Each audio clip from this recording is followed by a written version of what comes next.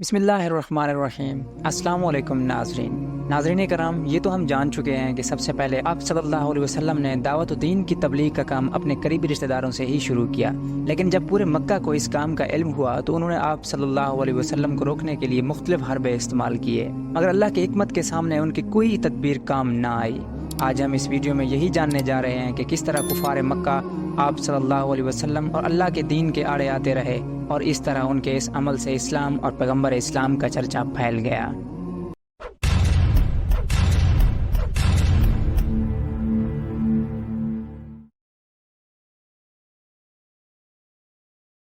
اس آواز کی گونج ابھی مکہ کے اطراف میں سنائی ہی دے رہی تھی کہ اللہ تعالیٰ کا ایک اور حکم نازل ہوا، فَاسْتَحْ بِمَا تُؤْمَرُ وَأَعْرِضْ عَنِ الْمُشْرِكِينَ۔ آپ کو جو حکم ملا ہے اسے کھول کر بیان کر دیجئے اور مشرکین سے رخ پھیر لیجئے۔ اس کے بعد رسول اللہ صلی اللہ علیہ وسلم نے شرک کے خرافات و اباطیل کا پردہ چاک کرنا اور بتوں کی حقیقت اور قدر و قیمت کو واشگاف کرنا شروع کر دیا۔ آپ مثالیں دے دے کر سمجھاتے کہ یہ کس طرح عاجز و نکارہ ہیں، اور دلائل سے واضح فرماتے کہ جو شخص انہیں پوچھتا ہے اور ان کو اپنے اور اللہ کے درمیان وسیلہ بناتا ہے وہ کس قدر کھلی گمراہی میں ہے۔ مکہ ایک ایسی آواز سن کر جس میں مشرکین اور بت پرستوں کو گمراہ کیا گیا تھا، احساس غضب سے پھٹ پڑا اور شدید غم و غصہ سے پیچ و تاب کھانے لگا، گویا بجلی کا کڑکا تھا جس نے پرسکون فضا کو ہلا کر رکھ دیا تھا۔ اس لیے قریش اس اچانک پھٹ پڑنے والے انقلاب کی جڑ کاٹنے کے لیے اٹھ کھڑے ہوئے کہ اس سے پشتینی رسم و رواج کا صفایا ہوا چاہتا تھا۔ قریش اٹھ پڑے کیونکہ وہ جانتے تھے کہ غیر اللہ کی الوہیت کے انکار اور رسالت و آخرت پر ایمان لانے کا مطلب یہ ہے کہ اپنے آپ کو مکمل طور پر اس رسالت کے حوالے کر دیا جائے اور اس کی بے چون و چرا اطاعت کی جائے، یعنی اس طرح کہ دوسرے تو درکنار خود اپنے جان اور اپنے مال تک کے بارے میں کوئی اختیار نہ رہے۔ اس کے معنی یہ تھے کہ مکہ والوں کو دینی رنگ میں اہل عرب پر جو بڑائی اور سرداری حاصل تھی اس کا صفایا ہو جائے گا، اور اللہ اور اس کے رسول کی مرضی کے مقابلے میں انہیں اپنی مرضی پر عمل پیرا ہونے کا اختیار نہ رہے گا، یعنی نچلے طبقہ پر انہوں نے جو مظالم روا رکھے تھے اور صبح و شام جن برائیوں میں لت پت رہتے تھے ان سے دست خوش ہوتے ہی بنیں گے۔ قریش اس مطلب کو اچھی طرح سمجھ رہے تھے، اس لیے ان کی طبیعت اس رسوا کن پوزیشن کو قبول کرنے کے لیے تیار نہ تھی، لیکن کسی شرف اور خیر کے پیش نظر نہیں، بل یرید الانسان لیفجر امامہ، بلکہ اس لیے کہ انسان چاہتا ہے کہ آئندہ بھی برائی کرتا رہے۔ قریش یہ سب کچھ سمجھ رہے تھے، لیکن مشکل یہ آن پڑی تھی کہ ان کے سامنے ایک ایسا شخص تھا جو صادق و امین تھا، انسانی اقدار اور مکارم اخلاق کا اعلیٰ نمونہ تھا، اور ایک طویل عرصے سے انہوں نے اپنے آباء و اجداد کی تاریخ میں اس کی نظیر نہ دیکھی تھی اور نہ سنی۔ آخر اس کے بالمقابل کریں تو کیا کریں؟ قریش حیران تھے اور انہیں واقعی حیران ہونا چاہیے تھا۔ کافی غور و خوض کے بعد ایک راستہ سمجھ آیا کہ آپ کے چچا ابو طالب کے پاس جائیں اور مطالبہ کریں کہ وہ آپ کو آپ کے کام سے روک دیں۔ پھر انہوں نے اس مطالبے کو حقیقت و واقعیت کے جامہ پہنانے کے لیے یہ دلیل تیار کی کہ ان کے معبودوں کو چھوڑنے کی دعوت دینا اور یہ کہنا کہ یہ معبود نفع و نقصان پہنچانے اور کچھ کرنے کی طاقت نہیں رکھتے، در حقیقت ان معبودوں کی سخت توہین اور بہت بری گالی ہے، اور یہ ہمارے ان آباء و اجداد کو احمق اور گمراہ کر دینے کی بھی ہم مانی ہے جو اسی دین پر گزر چکے ہیں۔ قریش کو یہی راستہ سمجھ آیا اور انہوں نے بڑی تیزی سے اس پر عمل کرنا شروع کر دیا۔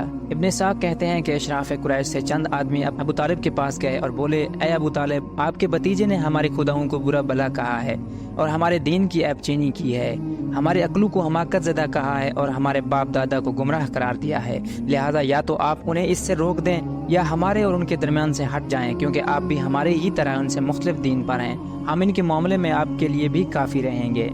اس کے جواب میں ابو طالب نے نرم بات کہی اور رازدارانہ لب و لہجہ اختیار کیا، چنانچہ وہ واپس چلے گئے اور رسول اللہ صلی اللہ علیہ وسلم اپنے سابقہ طریقے پر رواں دماں رہتے ہوئے اللہ کا دین پھیلانے اور اس کی تبلیغ کرنے میں مصروف رہے۔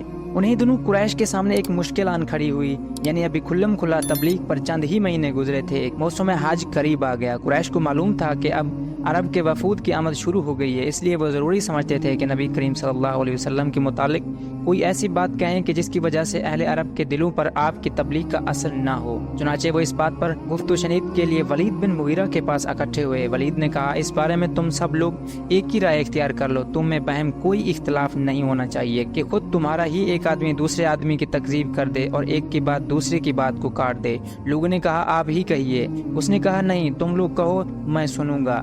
اس پر چند لوگوں نے کہا، ہم کہیں گے وہ کاہن ہے۔ ولید نے کہا، نہیں، باخدا وہ کاہن نہیں، ہم نے کہانیوں کو دیکھا، اس شخص کے اندر نہ کہانوں جیسی گنگناہٹ ہے اور نہ ان کی جیسی قافیہ گوئی۔ اس پر لوگوں نے کہا تب ہم کہیں گے وہ پاگل ہے۔ ولید نے کہا نہیں، وہ پاگل بھی نہیں، ہم نے پاگل بھی دیکھے ہیں، ان کی کیفیت بھی۔ اس شخص کے اندر نہ پاگلوں جیسی دم گھٹنے کی کیفیت اور الٹی سیدھی حرکتیں ہیں اور نہ ان کی جیسی بہکی باتیں۔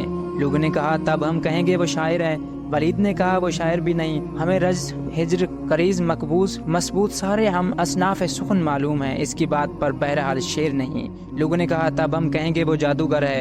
ولید نے کہا یہ شخص جادوگر بھی نہیں، ہم نے جادوگر اور ان کا جادو بھی دیکھا ہے، یہ شخص نہ تو ان کی طرح جھاڑ پھونک کرتا ہے نہ گرہ لگاتا ہے۔ لوگوں نے کہا تب ہم کیا کہیں؟ ولید نے کہا خدا کی قسم اس کی بات بڑی شیریں ہے، اس کی جڑ پائیدار ہے اور اس کی شاخ پھلدار، تم جو بات کہو گے لوگ اسے باطل سمجھیں گے، البتہ اس کے بارے میں سب سے مناسب بات یہ کہہ سکتے ہو کہ جادوگر ہے، اس نے ایسا کلام پیش کیا ہے جو جادو ہے، اس سے باپ بیٹے، بھائی بھائی، شوہر بیوی اور کنبے قبیلے میں پھوٹ پڑ جاتی ہے۔